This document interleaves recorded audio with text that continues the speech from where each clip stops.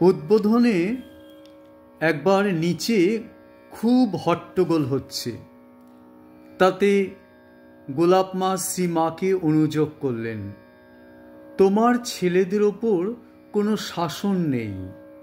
পরমহংস মশাই ছেলেদের কেমন শাসনে রাখতেন, কারুর এক চুল এদিক ওদিক হবার জো ছিল না।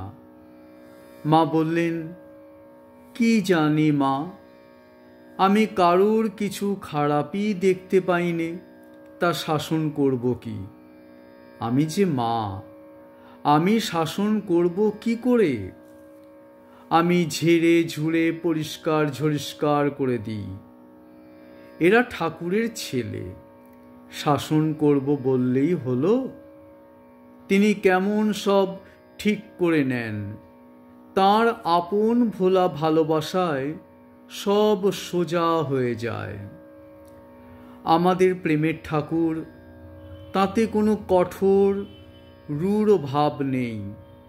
যখন লোকে বলে, আচ্ছা এর ফল ভগবান দেবেন, আমি কিন্তু তখন ঠাকুরের কাছে প্রার্থনা করি, ঠাকুর নির্বোধ সুবোধ সকলেরই মঙ্গল করো।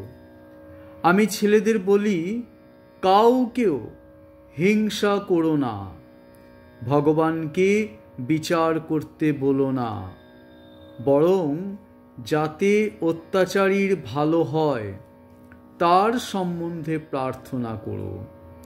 ভগবানের বিচার নিক্তি ধরা, এক চুল এদিক ওদিক হবার জো নেই, কিন্তু তাঁর দয়ারও আবার শেষ নেই। জয় মা, জয় মা।